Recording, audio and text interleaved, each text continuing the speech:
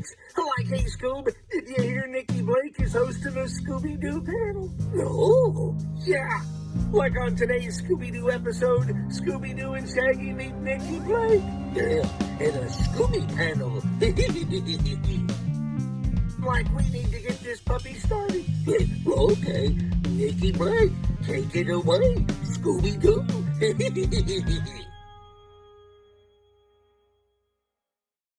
On today's episode of the Scooby Panel, Nikki and Wendy meet animator, director, and producer Ron Myrick. But, oh my goodness, I am impressed with all the Scooby-Doo-y. Wow. We have a problem, a shared problem. Yeah, slight problem. I understand this. You're really talking to a fellow addict, fanatic. Yeah. Of many things, not just cartoons. I think in the end, we'll talk about the Hollywood Bowl, which you mentioned in your email. Yeah. My greatest addiction. But it's so nice to meet you both. Yeah, it's nice to meet you too. We're very excited to have you here. Yes, thank you for coming and talking to us. And I have to say, the list of credits you showed me exceed my memory. But I've worked on so many projects. I was quite impressed, and I have fond memories of working on Scooby. Yeah, good. And working with Ken Spears, who, as you know, created Scooby. I worked with Ken and Joe at their studio that after they had left Hanna-Barbera, they established Ruby Spears. And then after Ruby Spears closed, they opened up another studio. I can't remember the name of it, but I did several projects apart from Scooby for them. And they were always very nice, but especially Ken. He was a real sweetheart. Mm-hmm. Yeah. So were you a Scooby fan when you were a kid? Did you watch Scooby at all? I was a Scooby fan, yeah. Yeah, absolutely. I mean, Saturday morning cartoons, I watched them all, and Scooby stood out, and yeah, it was fun. It was fun. But yeah, I grew up, I actually evolved into my fondest dream, and that is to animate cartoons, which at the time I had no idea how to do it or that I would be doing it. But I continue to watch cartoons to this day. That's great. Same. Although they're not as fun. No. They're okay. No. They're not like they used to be, that's for sure. No. Yeah. So, but I still watch to stay current, and yeah. So, where do we begin? How did you get started in the animation industry? So, my entry into animation was through the back door, you might say. I was a fine artist. I have a degree in drawing, which is what my real love and passion was. And but it was life drawing. So as a release, I would draw cartoons, my own cartoons. And one day while I was graduating, getting my diploma, the gentleman behind me had been here to LA. I went to school in the Bay Area in Oakland, California, the College of Arts and Crafts. And the gentleman behind me had an interview at the studio Filmation. And he was an illustrator, very fine illustrator. And he said it wasn't for him. He didn't like it. But knowing my love of cartoons and drawing my own, he said, you know, you might like it. And so he gave me the address of the agency that had sent him out on the interview. And I had grown up here in LA. And so circumstances after I graduated brought me back home, and I thought I'll look up this animation studio. I went to the agency and they gave me a very negative interview. The woman was very condescending. She said I was from a second-rate college. I didn't have any animation in my portfolio, life drawings, and she didn't think I had a chance at all. So I said, well, listen, can I at least try? And she says, all right, here's the address. Because I didn't know where it was or really what the studio was. So she says, here's the address. We don't think you'll get the job, but if you do, we get your first week's check. And on that happy note, it took me about a week to pick my ego up off the ground to say, How old were you at this point? 21. Okay. The ripe age of 21. So I called Filmation, made an appointment to come in and take a drawing test. And I had never drawn for animation, and so I didn't know the nuances of how to pose a character. The gentleman testing me gave me some model sheets for Fat Albert and said, here, move these around. Let me see what you do. So I did.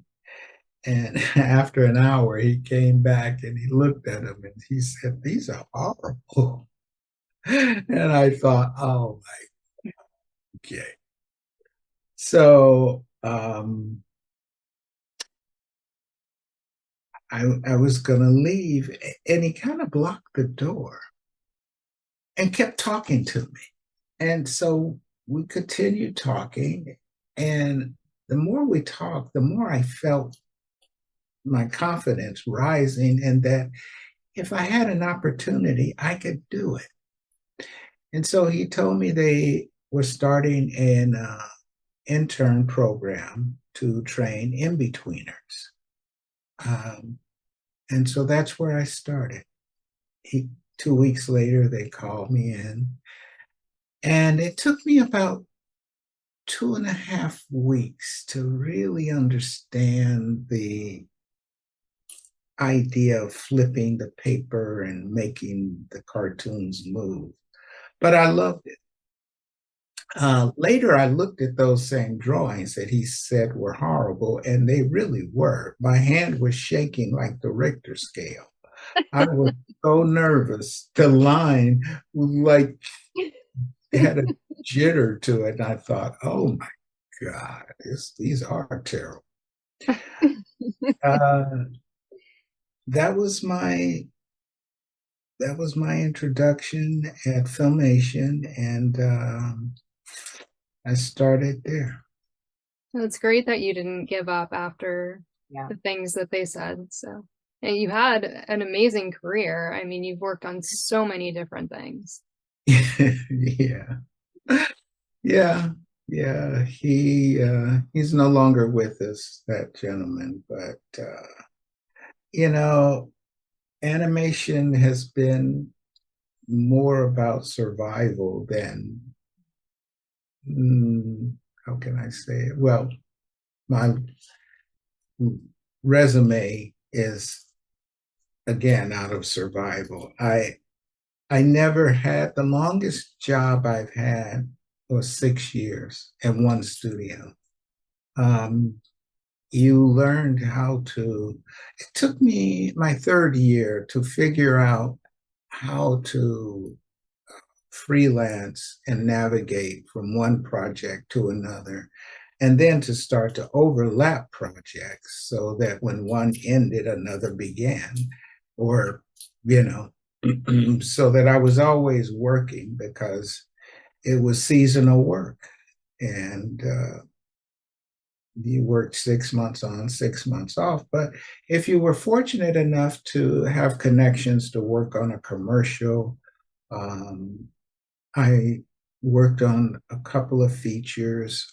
There was a feature done in the 70s by a studio called Sanrio.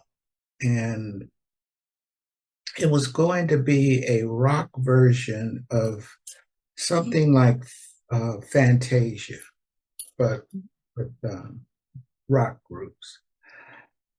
There was no script or a loose script. I never saw the script, but it was, for me, the best school I could have gone to because there were amazing animators working there. Some of the top Disney animators had jumped ship from Disney to work on this project. And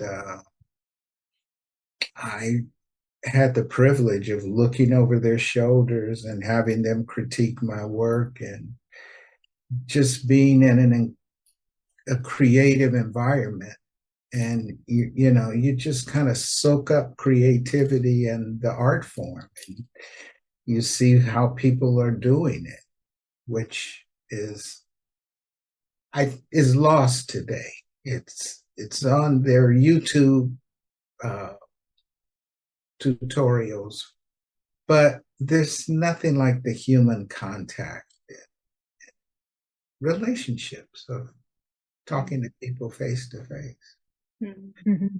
So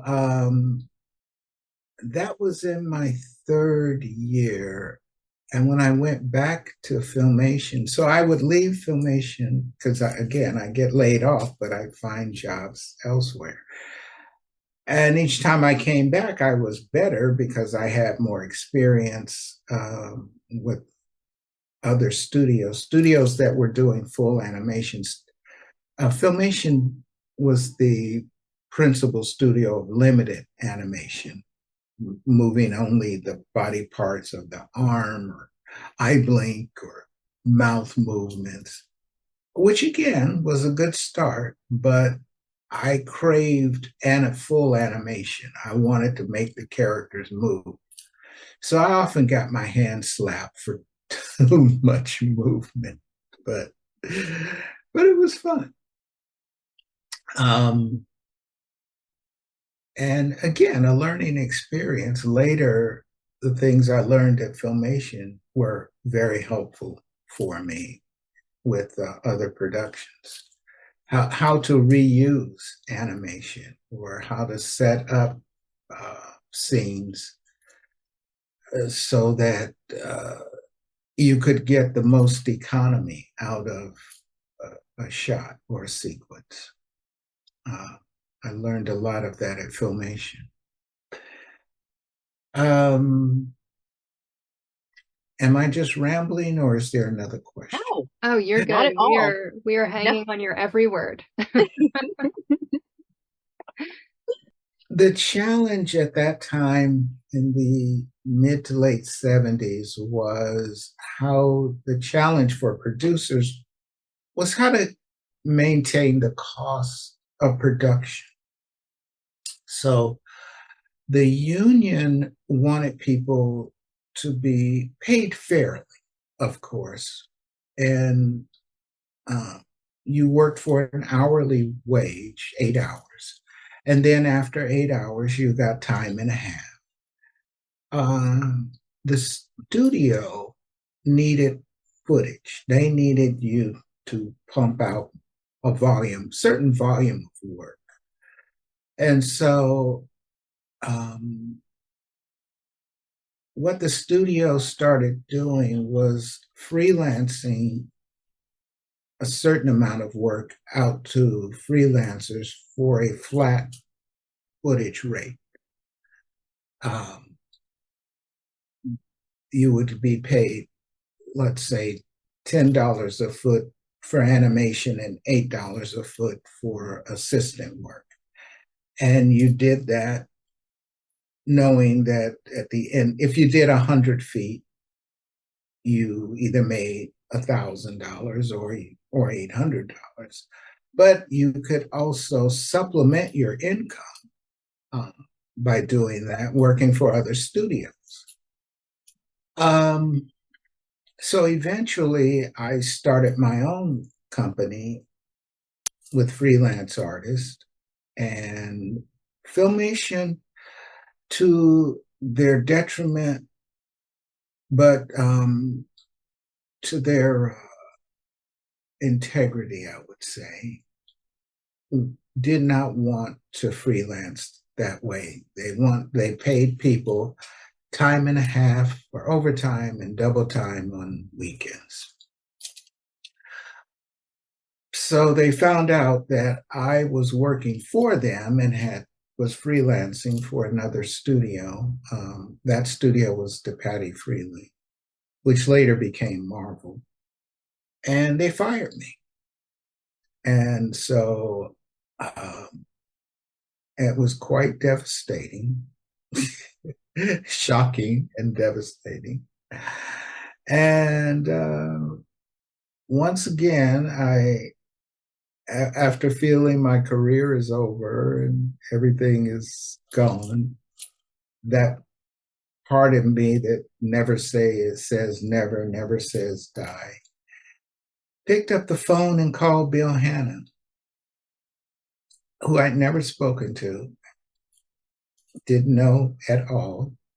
And I made him an offer. I said, first, and I was as shocked to call the phone number of Hanna-Barbera, ask for Bill Hanna, and he comes on the phone right away after the secretary says, hold on a minute. And he says, well, how can I help you? And I said, I have a crew of people and I'd like to contract some freelance work from you, animation. And he said, how much would you like to do? How much can you do? That's what he said. I said, 300 feet a week. He said, well, I'll give you 500. How much do you charge? I said, $20 a foot. He said, does that include sales tax? Which it didn't. I said, no. He said, okay, I'll pay you 23. Come in and see me next week. Well, ladies, I can tell you, I was shocked and so happy because I had bought my first home and had no idea how I was going to pay a whopping $1,300 a month mortgage. You couldn't get a garage for $1,300 today, but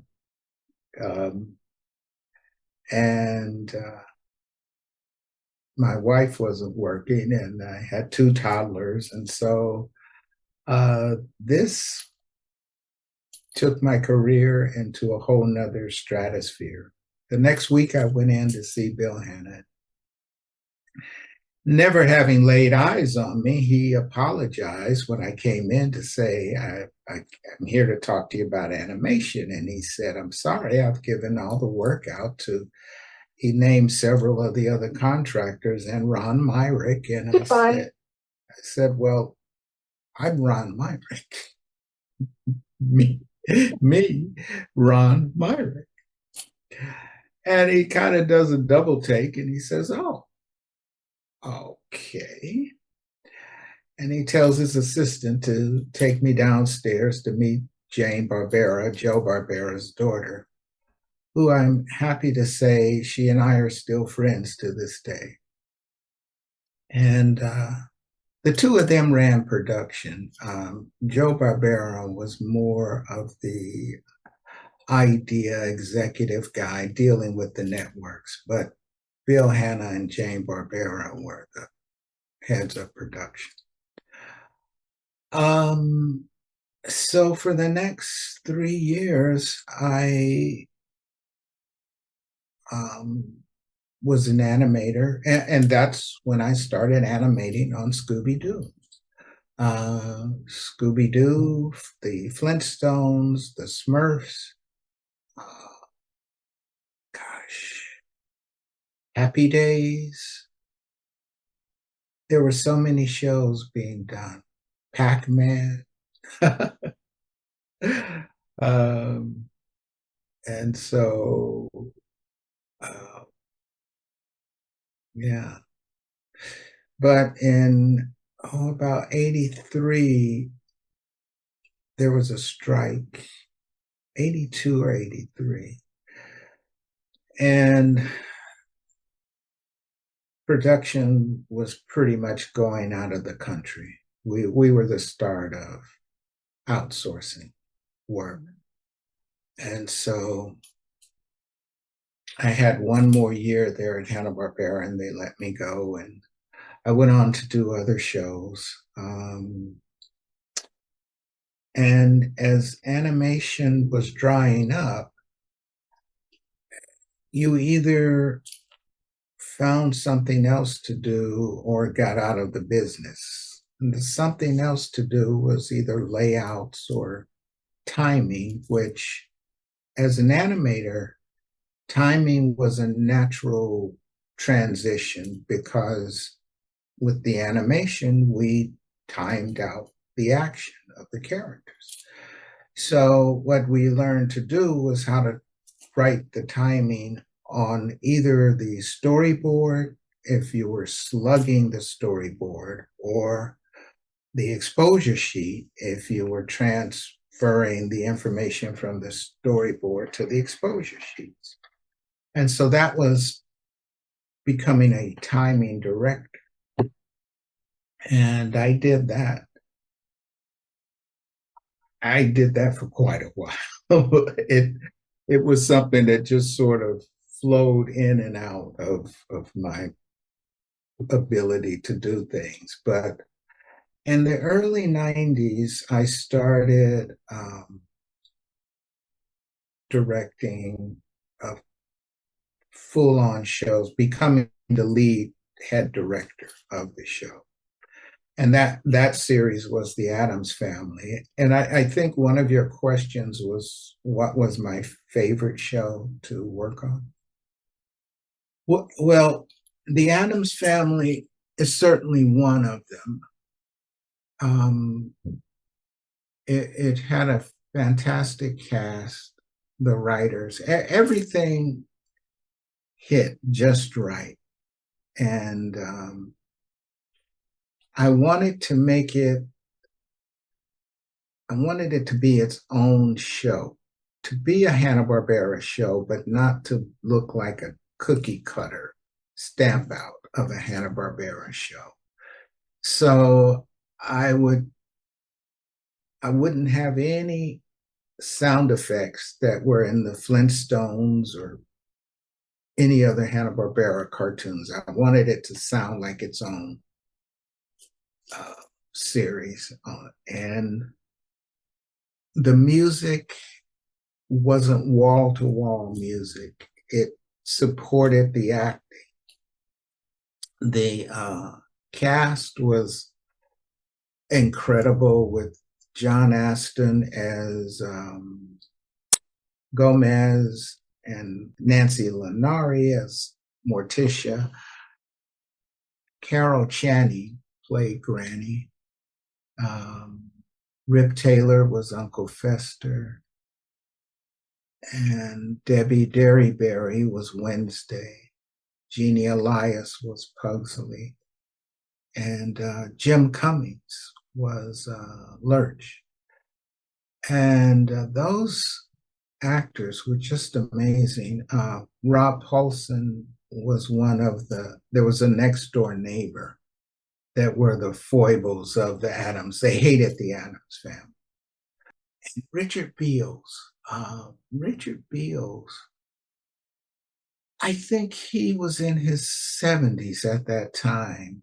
And he had a voice that wouldn't change. Even though he was in his 70s, he sounded like a little boy. He was the voice of Speedy Alka-Seltzer. I don't know if you've ever heard that. Mm-hmm. Alka-Seltzer used to have a mascot. But Richard Beals did a tremendous amount of work in old radio, and very sweet guy, very sweet. And again, the cast was great. The story editors, Lane Reichert and Bill Matheny, were fun to work with. And it's like I knew how to make cartoons, but this was my opportunity to really get into the mix. And then the most fun was editing. I had an amazing editor, and we just it was literally like coming to work to play. and laugh. There was a lot of laughter and joy and play. Then the head of ABC, after the second season of the Addams Family, which Hanna-Barbera hadn't had a show picked up in 5 years, and it was the first series that got a renewal from ABC.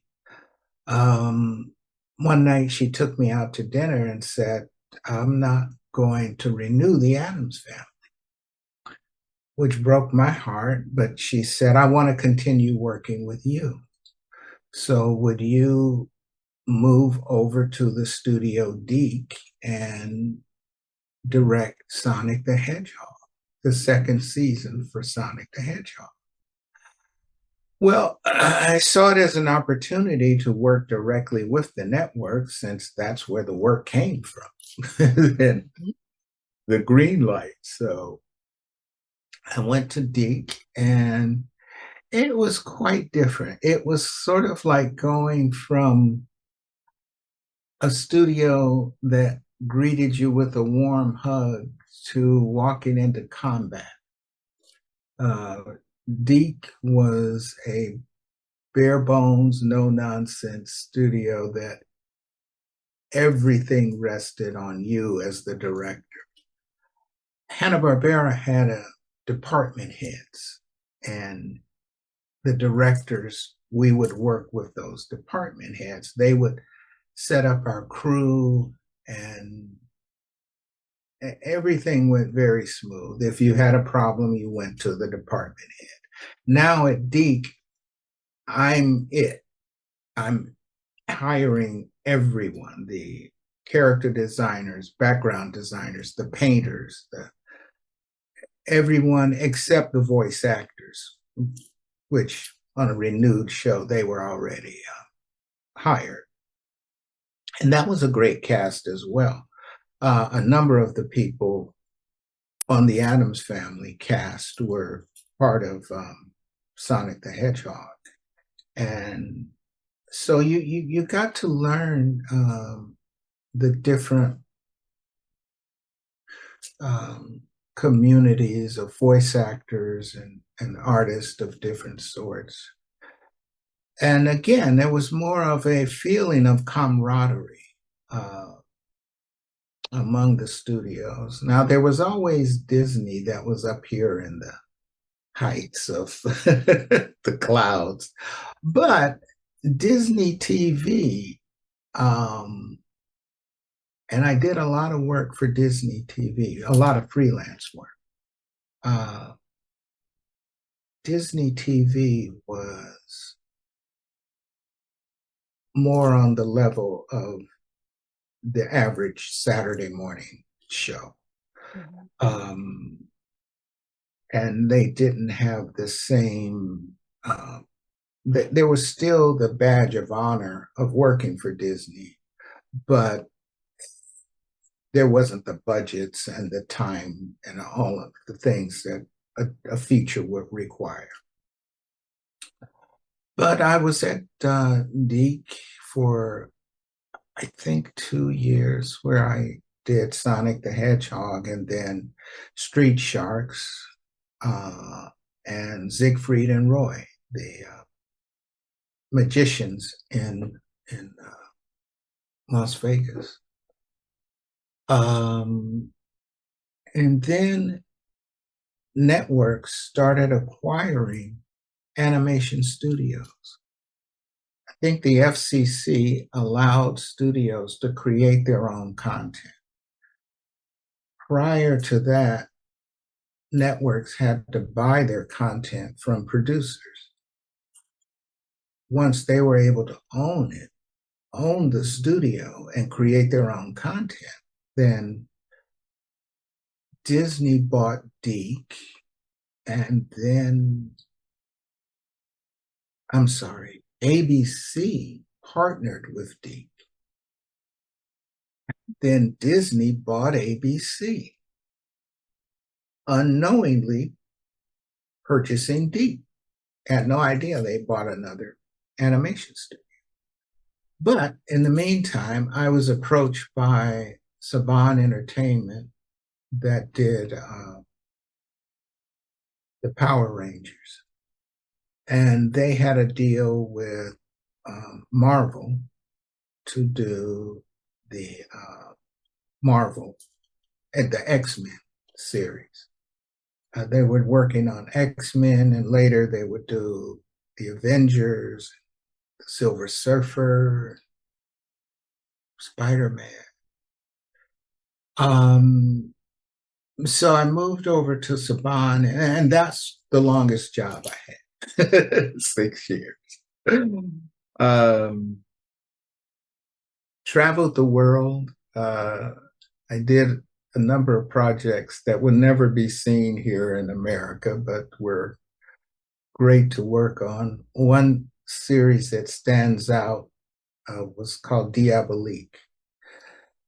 It took 2 years to produce and a lot of back and forth controversy, 5 countries.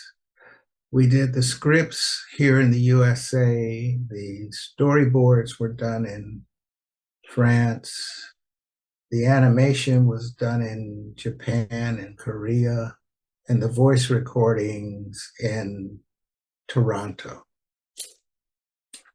And as the director, I got to travel to all those places. And again, it was a lot of fun. Nice people to work with. And I think that's the thing about animation is people want to work. There's not a lot of egos. There are some, but basically people enjoy making cartoons, and I always feel like the cartoons are what's real. I'm not. People will never see me, but the cartoons I've worked on, everyone's seen. But Diabolique was, it aired in Europe and all around the world, but the problem was the character was based on I think a graphic novel, that the character was a thief and he stole for his own pleasure. He looked very cool. He wore a black sort of cat outfit. He had a girlfriend that he lived with that they were not married. And so to put a character of this sort of amoral on Saturday morning television was a big challenge. And the rights holder to the character would not compromise to have the character change to suit American television. So it ended up airing in other places, but it was great. I did the second season of The Incredible Hulk, another Marvel show. And then I worked on The Avengers before the other Avengers, but and then there were anime hit. Pokemon really changed the landscape of animation.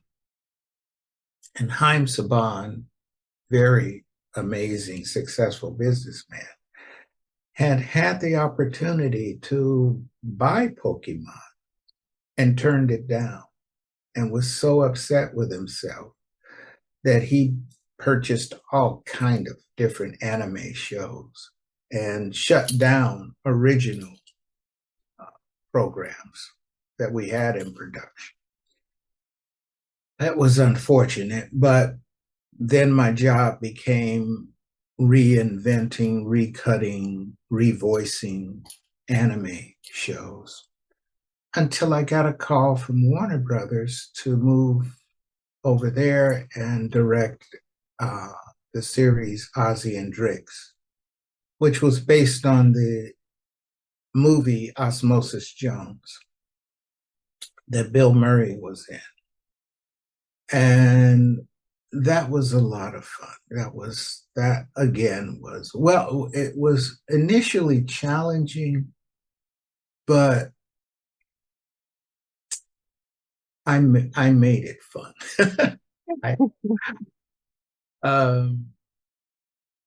It's all, animation's all about collaboration and the team of people you work with. I walked into a situation where they wanted to keep the integrity of the feature in the look of the series. And so they hired people from the feature onto the series, but they had never worked in television. So they had no idea what they were doing. It's two different animals, TV and feature. So things got bottlenecked up. People were not qualified to do what they were doing. They had talent, but they didn't know how to direct the talent. And they wanted to teach me how to do my job. So I was able to bring on some key people that I worked with in the past, and we got over that hurdle and made a very successful series that I was very proud of. The writing, it was a smart show. It taught and entertained. And Alan Burnett, who was one of the best writers I've ever worked with, was the story editor, and we had a great time.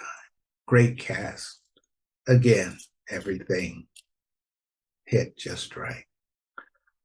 I was at Warner Brothers about 5 years, I think, short of Saban. And in that time, I did an animated sequel to the movie Kangaroo Jack. And at one time, we talked about trying to pair Kangaroo Jack and Scooby-Doo. And that would have been great. Yeah, it was a great idea. But Warner Brothers started, got on this kick about merchandising. And that's what happened with Ozzy and Drix. There were no toys.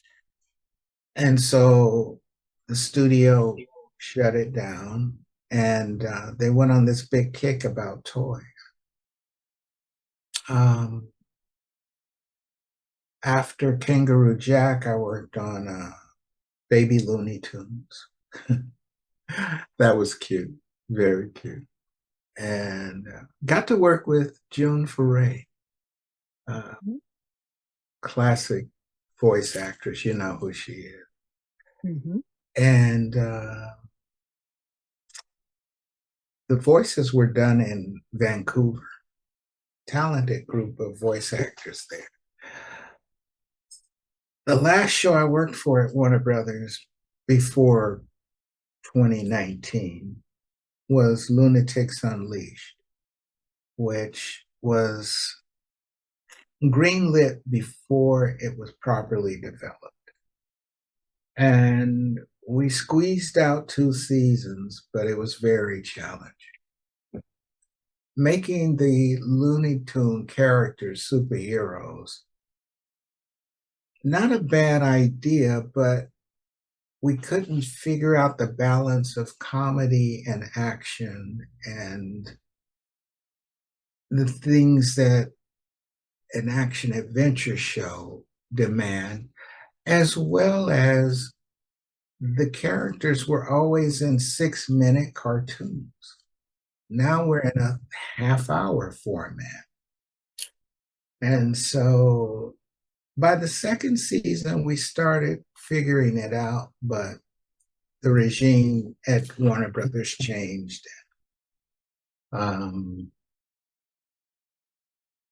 things just went downhill, back uphill, which happens in animation. In between that time up until 2019, I got a call from a friend. Actually happened. I was at Universal Studio and I was literally at the Scooby-Doo exhibition, looking at the live action people and the person in the Scooby-Doo suit. When my phone rings, and it's a friend of mine at Warner Brothers that asked me if I would come and work on Scooby-Doo. And I thought, what? This is unbelievable. So her name was Terry McDonald, and she asked me to come back and be the timing supervisor for the series, which I gladly accepted. And it was a lot of fun. You kind of had to accept that. I mean, Scooby-Doo was right in front of you. Yeah, that was fate. Yeah. And then shortly after that, the pandemic hit. So I'll stop there.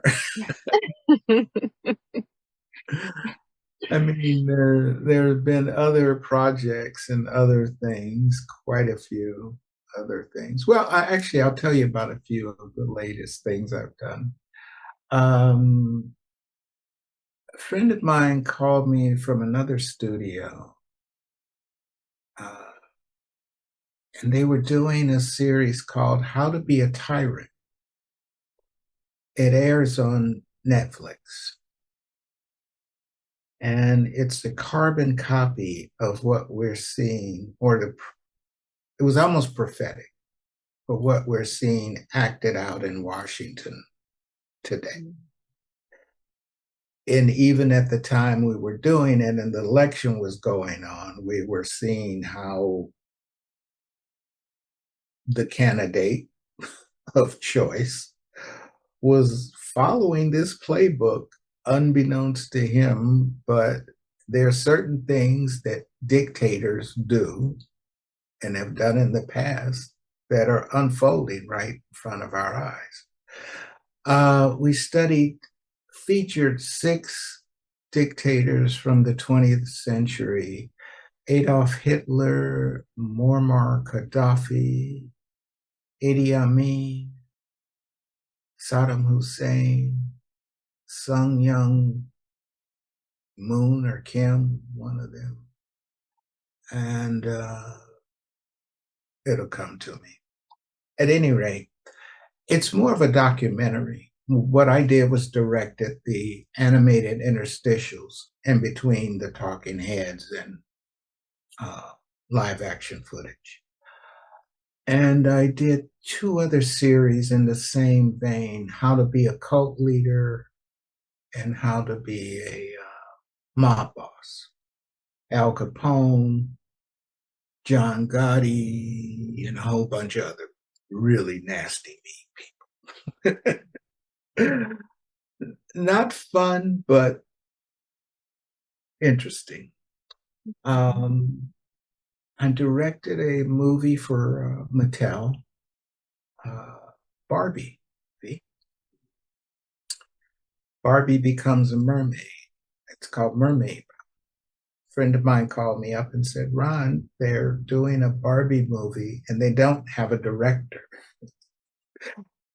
Are you available? Of course. So sitting right here where I am right now. I directed that movie with the crew in Vancouver. And the script came from Mattel, but everyone else was in Vancouver. I was here. And it's on Netflix, if you care to watch it. It's quite lovely. But the real challenge was the mermaids get superpowers. It's like, how does that work? And they're like Avatar or X-Men. Mm-hmm. They get the power of fire, air, water, earth, and something else. And it was a lot of fun. Again, very challenging, but I went to Vancouver and met with the crew. But again, the distance is just not the same personal interaction. I directed a movie for the actress Janet Hubert, inspired by her son, which she's still trying to sell. And hopefully it does. It's sort of a teaching tool about bullying and a little boy that overcomes bullying and being different.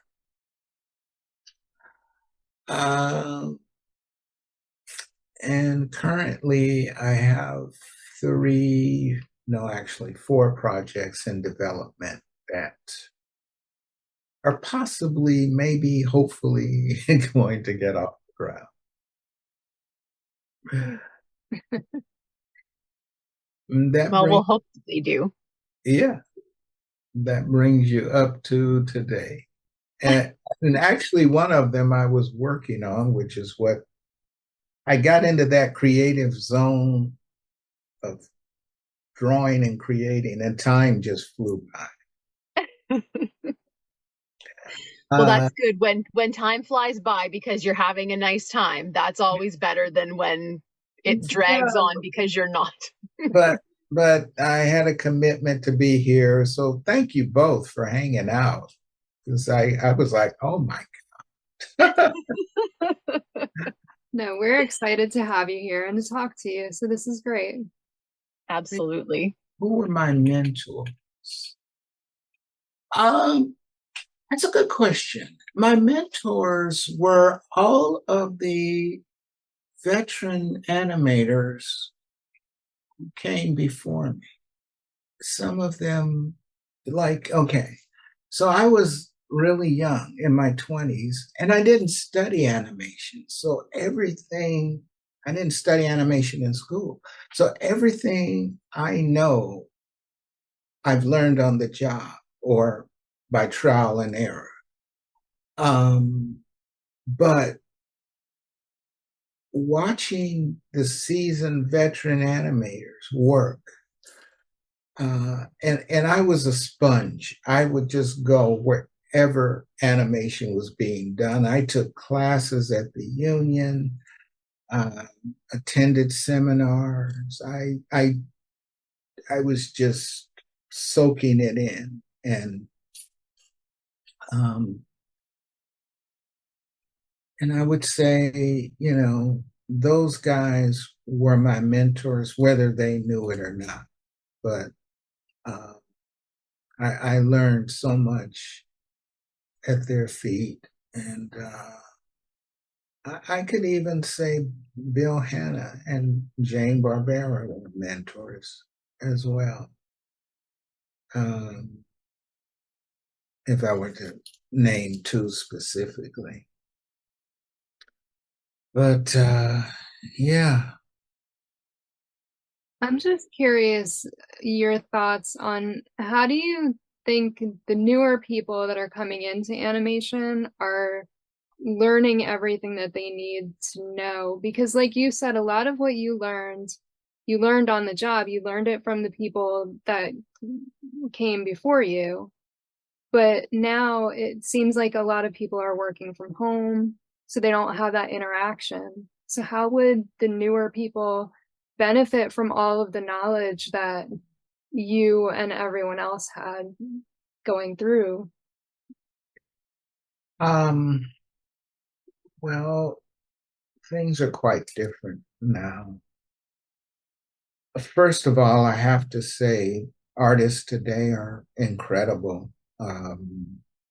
Things that we dreamed about doing, like a pencil test. A pencil test was like a dream to see your drawings actually move. We had something called a lion lamb machine, and it photographed your drawings and played them back in real time. But now with Storyboard Pro and all the various programs available, artists are they're animating as they go along. And to a large degree, I'm very impressed with many of the things they come up with. It's a different taste now, though. I'm more old school, but I don't know. The studio system has been shattered. Everything is sort of online. It just, I don't know how to answer that question. Mm-hmm. I'm certainly available and open to talking to young people, but again, they taking advantage of the technology available. They've moved way beyond what I was at their ages. And then there's the challenge of AI, which we're all figuring that out.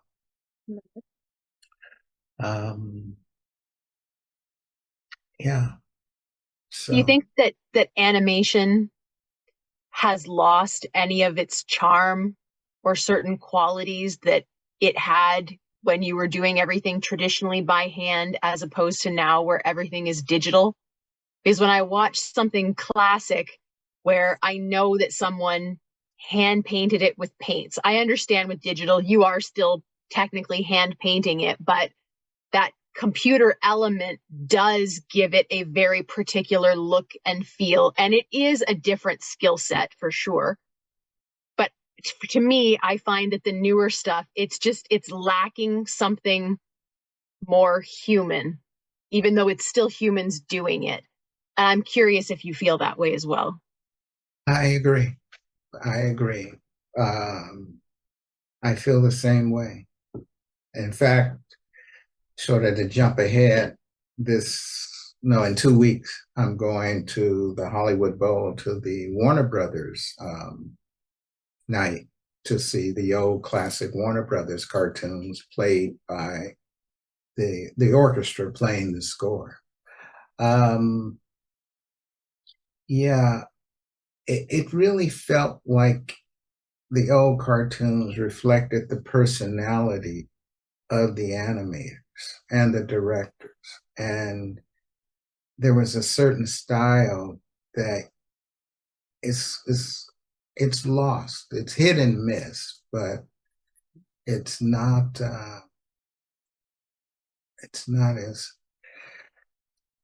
as good as it used to be. There was a series I watched recently, though, that I was very impressed with. It's a Pixar series about a baseball team.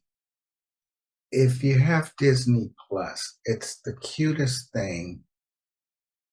And they tell the same story from different points of view of the children. And I think that they really delved into. One thing I will say about cartoons in our time, we literally we're always thinking on our feet, because from the moment a show was greenlit, it was go. It's got to be on the air at this time, and we're always up against deadlines. And my biggest regret is often things were not thought through well enough in the scripts or in the creation of a character. And then you had those that hit a sweet spot, like Scooby-Doo, where Scooby-Doo is like bulletproof. You can't hurt it. You can't do it wrong if you adhere to the formula. Now, I don't know how they came up with that Velma thing a few years ago. There was one on Max, and then they did something on Cartoon Network where, oh my goodness. We're not fans. We don't know how they came up with that either. No, No. no. And so when I went back to Warner's to work on the traditional Scooby-Doo, I was very happy. And our efforts were to honor the previous incarnations of Scooby. The director, Chris Bailey, was a great fan of Scooby, and he did a good job. But, you know, there's pros and cons for today.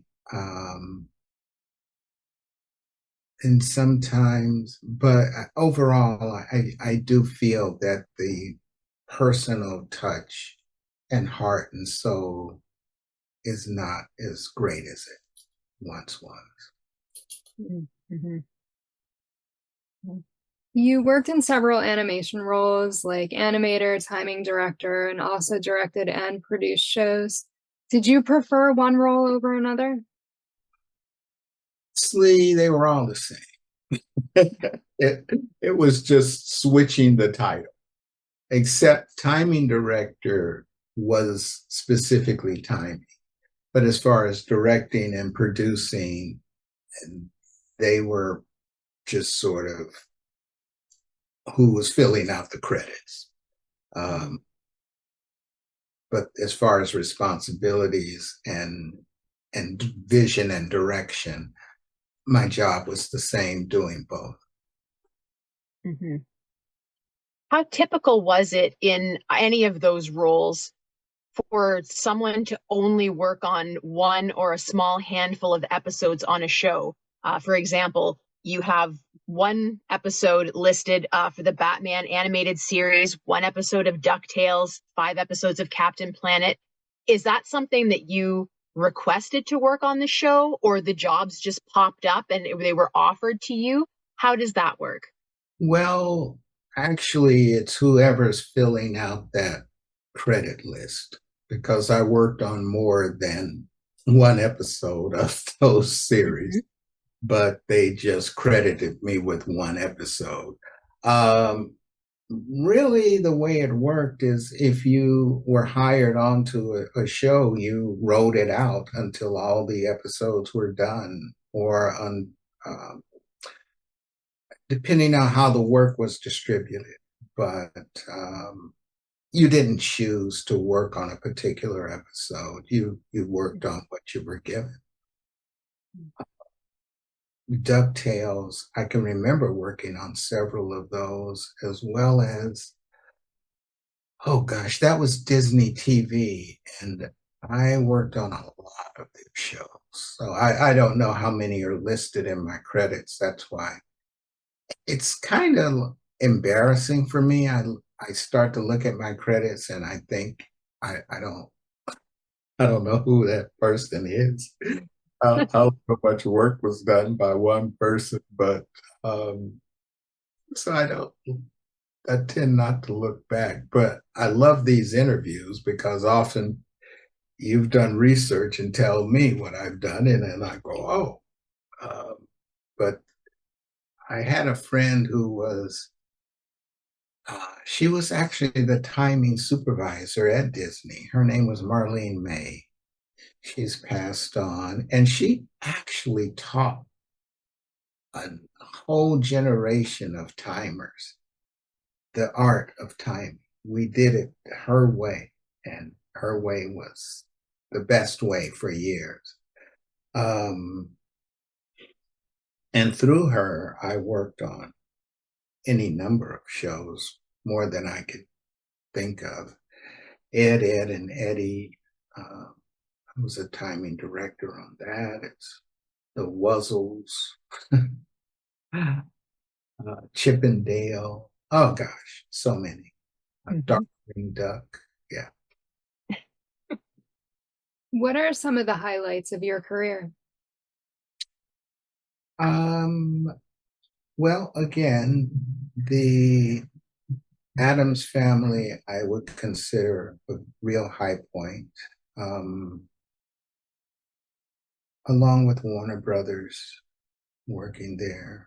Those were jobs where I met a great network and group of people and friendships that lasted for decades.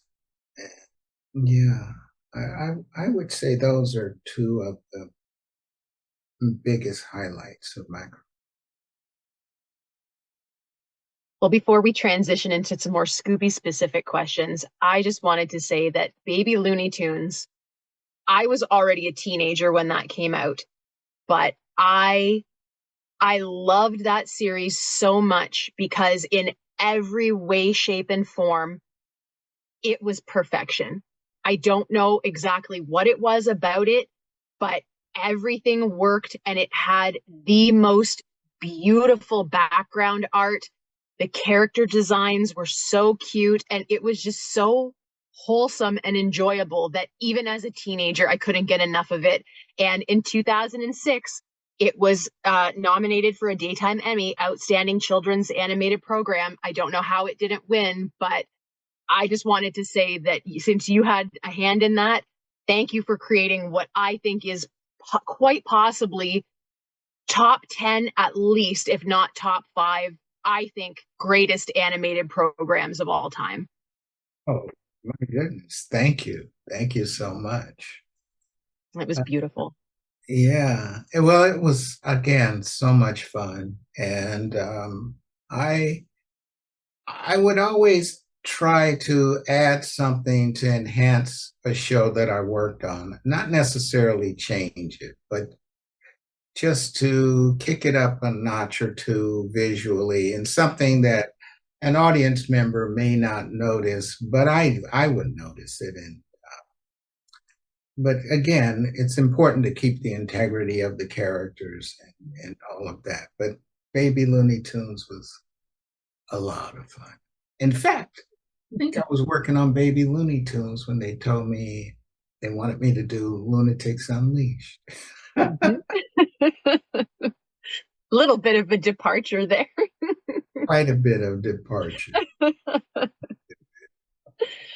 So you worked as an animator, I believe, on the 13 Ghosts of Scooby-Doo series. Mm-hmm. I would love to know, did you get to meet Vincent Price? And were there any characters on that show that you particularly enjoyed animating, or anything about it? But primarily, did you get to meet Vincent?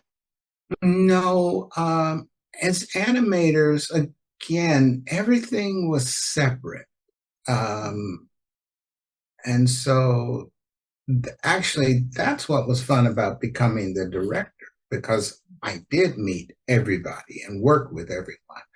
But in the various departments, layout, storyboard, animation, you just did your part.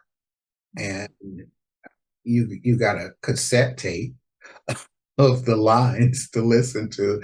And, a lot of it took place in your mind. You would listen to the voice of the actor and you would act it out. And, or knowing how the actor would act. A voice like Vincent Price is so classic that there was no problem with that. but it was by the time something came to us in animation, sort of like the concrete was poured, but it hadn't hardened Mm-hmm. because we had to make it move. But as far as what the characters were doing, where they were doing it, all of that was set in the storyboard and layout. And then our job was to make it move as economically possible. Right. Not too many drawings. And in Scooby-Doo, there were certain things we would recycle, as you can imagine. The runs and the walks were reused, and those were actually saving graces for us as animators because the work was done. All we had to do was expose it on the exposure sheet. Mm-hmm. A few years ago, they did sort of what was meant to be a follow-up or a finalization of that 13 Ghosts of Scooby-Doo series. It was a film called The Curse of the 13th Ghost. We were not crazy about it, but I'm curious, having worked on the original, did you see that movie or hear anything about it? And did you have any thoughts on it? I did not see it. I had a friend who did several Scooby-Doo movies. He did Davis Doy. Mm-hmm. And I did work on several of his movies, but that one does not stand out. I would have been a timer on that and not an animator. And again, like once a script is written and approved, it's set. You know, things are moving ahead, and there's not much room for input. Yeah. By an animator or layout person, other than to make something work right or better, but not to change it or comment on it. Yeah. Do you recall any explanations for the redesign of the Mystery Machine or Shaggy's red shirt as opposed to his green shirt in 13 Ghosts? No, I wouldn't have known that. I think one of your questions was about do we see the cartoons before they get on the air? And as far as colors go, we're far removed from that. Or why something was changed or redesigned. Something like the Mystery Machine being redesigned would probably come from the toy company, that they had made a new one and make it look like that. That is often the case. Yeah. So you do have some credits for the new Scooby-Doo and Scrappy-Doo show. And a few of my favorite episodes of those were in your credits list. Although obviously we know that credits lists on IMDb and the internet they don't credit you for things that you have done. Sometimes they credit you for things that you haven't. But so everyone that comes on the panel, because Nikki and I are at odds on this, so we always keep a tally. Are you team Scrappy? Or are you a Scrappy hater like someone else who is currently here in the room with us? I have to say, on Team Scrappy. I like Scrappy. I love Scrappy. I thought he had a lot of personality. In fact, the writers that I worked with on the Addams Family were large contributors to Scrappy-Doo. Annie and Lane Riker, they would talk a lot about Scrappy-Doo and how much fun they had. In fact, I think that got them the job with ABC. But I did like Scrappy. Good. Well, that makes me happy. That made my night. So you did also, I believe, work on the feature film Scooby-Doo and the Witch's Ghost.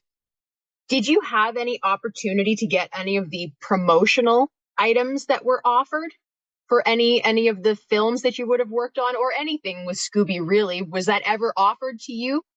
Not with Scooby, with other shows. You know, again, when you're the director, all of those perks are given to you. But when you're an animator or timer or someone else, unless you're in with the director or one of the executives, you're not given that. My office here, if you could see it better, is filled with toys and animation cells that I've worked on in the past, but that was because I was the director. Mm-hmm. I wouldn't have said no. they, they had offered, but yeah, they. Between Witch's Ghost and 13 Ghosts of Scooby-Doo, you worked on some of the Scooby projects that are well known for making the supernatural elements real. Did you think much of it at the time? And do you have a preference whether the monsters are real or not? Okay, my imagination and storytelling is sort of fluid. Like I go either way. They can be imagine, they can be fake or they can be real. If they're fake, I like the payoff to be funny and worth it. And if they're real, you know, that's another whole nother thing. I just like storytelling. Mm-hmm. So how would you compare your experiences working on both a more classic Scooby series from the 80s that you worked on, and then in a much more modern setting, Scooby-Doo and Guess Who? Were there any notable similarities or drastic changes either in the process of what you were doing or just how you were working with the studio at the time? well, this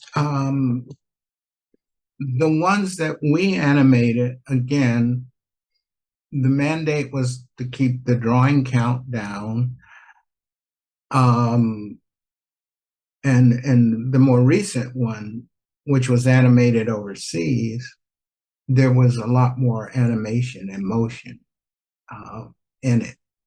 That because we weren't doing it, and in the studio, whatever, it was cheaper to have it done. I'm not sure where the studio was, but the greatest difference is there was more animation and movement in the newer version as opposed to the 80s version. Mm-hmm. Oh, and speaking of Guess Who, which was all about the celebrity character guest stars, which was, of course, hearkening back to the new Scooby-Doo movies from the 70s. Mm-hmm. If you could choose one celebrity to appear with Scooby-Doo on the show, and this could be either living or dead, there's no restrictions on this, what celebrity would you pair up with Scooby for an episode? You are allowed to say yourself too, because we consider you a celebrity. If you would like to say that, we will also accept that and we would watch that. So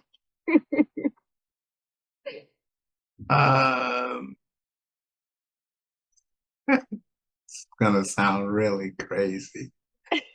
Michael Jackson. oh, I would love to see that. He is was such a man child. I think he would have fit right in with the whole circle of Scooby and friends. Mm-hmm. Scooby and Shaggy did try to do the moonwalk in Ghoul School, so Oh, that's true. there's kind of a connection. Of course they did. Yeah. It was fun when we had Alec Trebek on the Jeopardy episode, and we really had to study. One of the executives was a huge Jeopardy fan. And so we had to make sure everything was just as it is on the series, which I didn't know they have to press that buzzer twice to ring in. Oh, I didn't know that either. Yeah. And so we had, I think it was Scooby and Shaggy and a robot, like a computer robot that they were competing against, and Shaggy's answers were always so great. That's when it's really fun, great. when you're making a cartoon and you're laughing at it. Yeah, absolutely. That was a great tribute to him because I believe he passed right before the episode was released. I think so, yeah. Yeah. Yeah, because he did the voice. And again, unfortunately, weren't allowed to go to the recording sessions, but we would hear about them and hear the end results. So that one was fun, and it was a fun one with Morgan Freeman. Was good. It was a great season. We are a little bit partial to Hanna-Barbera Studios because some of our favorite cartoons, like Scooby-Doo, came from that studio. Do you have any fun stories for us from your time working at Hanna-Barbera? Oh gosh, how many? Oh gosh. Well, as I've said, it really wasn't like work. It was more like play. I feel that I really grew as an artist and a director at Hanna-Barbera. The collaboration with the artists, to have an idea in your mind. I'll give you a couple of examples. In the main title of the Addams Family, the hand thing drops down into the camera and he beckons the camera to come to them. So I did the animation for that, and it starts off with the Toccata and Fugue by I think Bach, Toccata and Fugue. Da-da-da, da-da-da-da-da. Anyway, and then that transitions into the Addams Family theme. And so that was all my idea, to tell the music conductor, this is what I wanted to do. And then at the very end of the main title, they open up a door and there's a room that's constructed like a design of MC Escher, where there's stairs going all kind of ways. And the next door neighbors walk into this room and they get scared to death because they don't know what's going on. And the Addams are standing all around. And that was an idea I had. And then we did two songs. We did a blues song, which I'm a great lover of the blues, about the next door neighbors singing about how they hate the Addams. And it's classic blues, but just really funny. And another song with Rip Taylor as Uncle Fester singing about living his life the Fester way, which got radio play on Dr. Demento way back then. And again, just I can't describe the fun and the joy, and combining music and animation are just like my two great loves. So I really embraced and have a great affection for those shows. And even when I went to DIC, I incorporated some classical music with Sonic the Hedgehog's theme that worked out quite well. I had Scheherazade by Rimsky-Korsakov layered in Sonic's music, and it sounded great. And I got that inspiration from the classic Warner Brother cartoons when they used classical music because it was public domain. They didn't have to pay for it. But it was an introduction to classical music for me as a child. So I wanted to expose children to the same type of experience that I had. But, oh gosh, Hanna-Barbera it was almost like a playground when animation people are all working and all coming together. It's sort of like we're adult children. And we know, but again, we know it's the cartoons that are the focus, not us.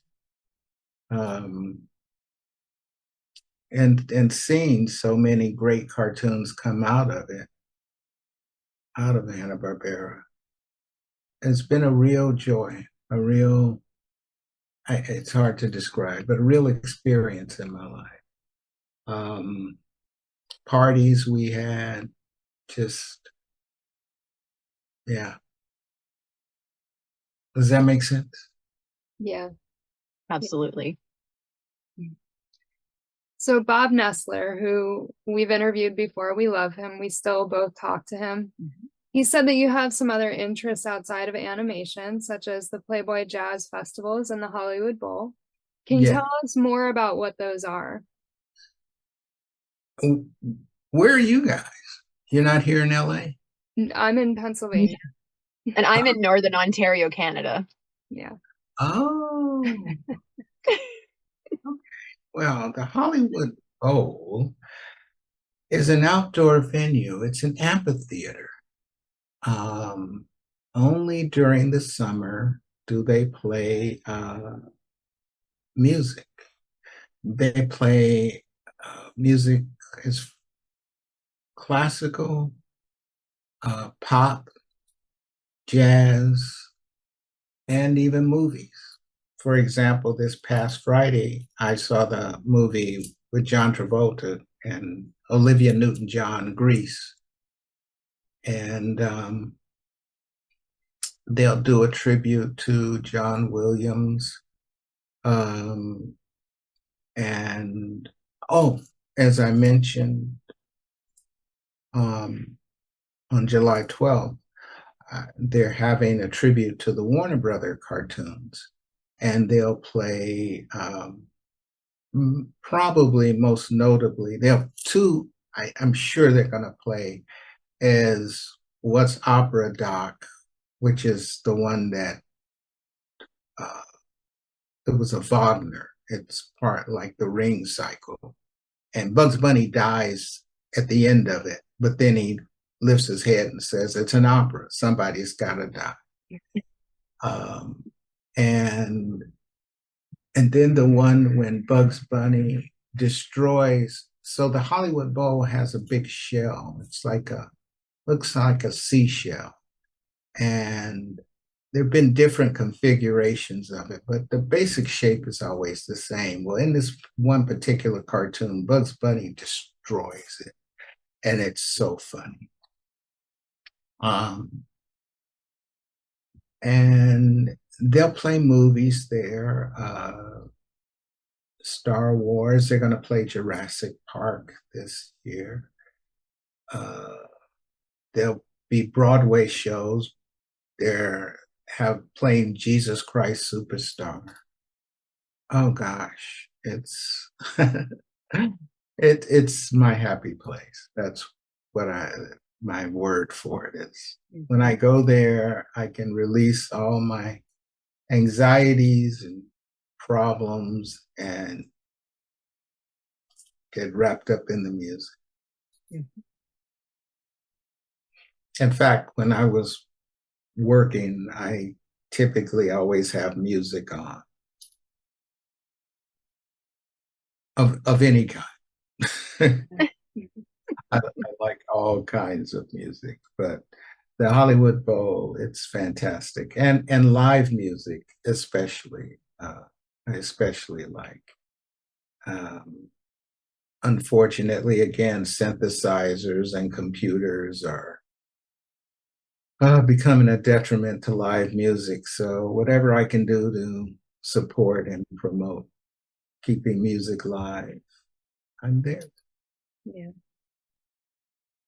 Well, that's wonderful. And the one thing that Nikki and I have been very privileged to speak with other animators that worked with on Scooby or at Hanna-Barbera and the other studios. And everyone has the same thing in common, which is they enjoyed having fun while making the cartoons, and everyone had a passion for what they were doing. Yes, it's a paycheck, but all of you also, you loved it. You weren't doing it just for that. And I think that primarily that is what sets apart classic animation from more of what we get today, where the setting is a little more clinical. There's not as much room for creative collaboration. Not to say that people don't have passion today, but it can't manifest in the same way that it used to because everything around it has changed so much. But all of the passion and the creativity and the love that you've had for the shows and the characters that you've worked on, you have, as you said earlier, you've put some of yourself into that. And I think that's why it resonates so many years later with people who are watching, whether young or old.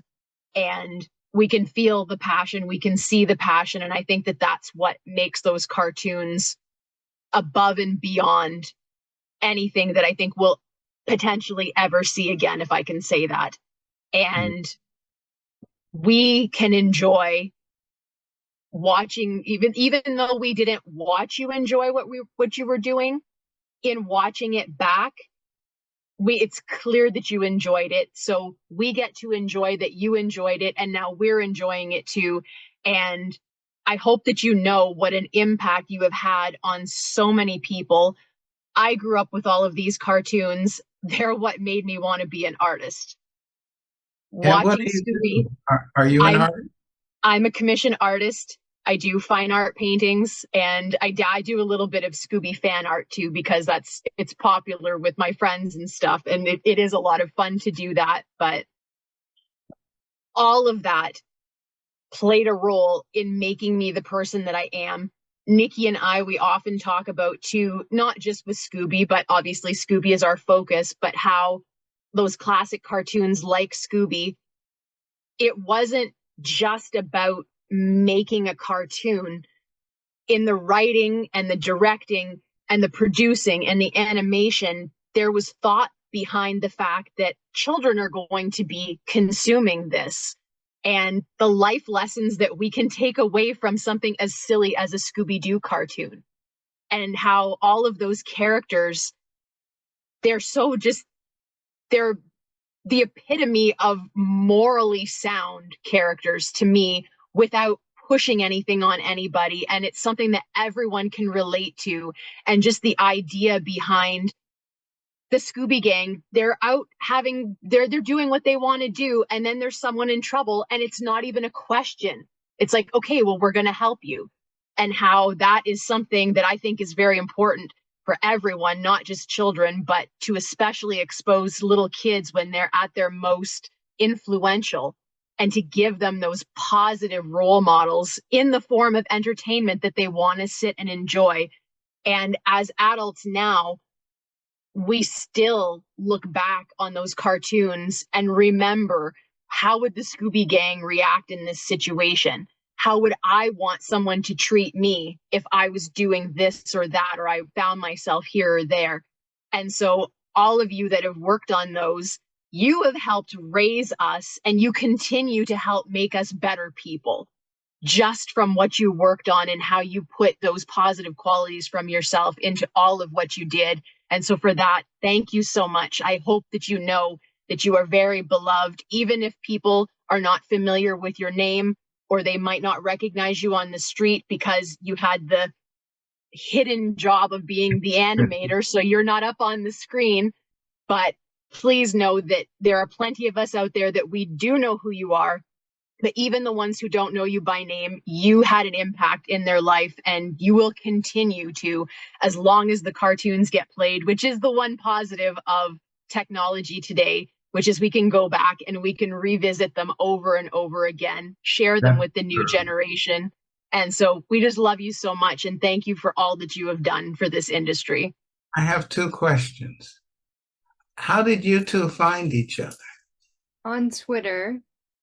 On Twitter. He was posting some Scooby stuff, probably drawings, and she also does like daily holidays. And I just post about Scooby, and so we started liking each other's posts, and then eventually we had a little bit of conversation in messaging. And then when I started doing the Scooby panels, which it's part interview, part we discuss different topics about Scooby-Doo. And so I had asked her if she wanted to be part of the panels, and she said, yeah, sure. And that's how we really got to know each other a lot better. And she's been, it's been consistently Wendy and I since the very beginning. And this is our 5th year of doing that season of doing the Scooby panel. Yep. Ooh. Yeah. And are you an artist, Nikki? I'm not. I try to draw, but I'm not. Are those your drawings on the wall? Just this one is mine. Okay. Yeah, the rest are not, but I try. We started doing a title card challenge where we're recreating the title cards from each of the different series. I'll send you, I just posted the video today for season 3 of the Scooby-Doo show, and I'll send it to you in case you want to watch it. Love to. I did a drawing. I don't feel like I'm on the same level as everyone else that has done their drawings, but I try. So no, Nikki does a beautiful job. For someone whose actual job is not in art, Nikki does a wonderful job. Thank you. Well, a true artist is never satisfied or happy. They're always wanting to do it better, do it over. True. Never satisfied. Well, I have really enjoyed this, and by all means, keep in touch with me if you have questions or anything. I really enjoy it. This is one of the more enjoyable interviews I've had. I enjoy them all, but you two really make it fun, and I love the offices. Thank you. Thank you very much. That's a very nice compliment. Yes, and we had a great time listening to you. I could listen to you talk about your career forever. It's great to hear. You can hear the passion in your voice that you truly enjoyed what you did. So. And I must say, Nikki and I are both very close with Scott Geralds. And I told Scott that we were going to be talking to you tonight. And he said, Ron and I have been through the trenches together. Tell him that I miss working with him, and tell him that I said hi. So a big hi from Scott J. Yeah. In fact, Scott, I believe he worked on, there was another version of Scooby when I was at Warner Brothers. Yeah. But Scott was my art director on the Addams Family. Yeah. Very talented. Very talented guy. Gosh, thank you. Thank you both. Well, thank you. Thank you for giving us some of your time. We really, really appreciate that you took the time to come and talk to us. It was well worth it. Thank you for tuning in to another Scooby Panel. I'm Nikki Blake from ScoobyAddicts.com. If you like these panels, please subscribe to my channel for more great discussions. A huge shout out to our patrons, Julie Rosen, Ross from ScoobyFan.net, Tagus, Garrett Spencer, Paul the Scooby Dude, and Jesse. If you would like to support the Scooby Panel, please go to patreon.com/ScoobyAddicts. A very special thank you to artist, blogger, and Scooby collector Wendy BRYDGE and animator, director, and producer Ron Myrick. Scooby Panel is available in podcast form on most podcast platforms, or as a web series on YouTube. You can find Scooby Panel on Instagram, Facebook, and X as @ScoobyPanel. We are part of the Collector's Maze Network, where you can find all things geek. Scooby and Shaggy were voiced by Scott Innes. Check out Scott's website, onescottshop.com. Scooby Addicts artwork by Will Davenport. Scooby Panel logo by Garrett Spencer. Video editing by Nikki Blake. Music composed and performed by Bovine Nightmares. Please join us next time for another Scooby Panel.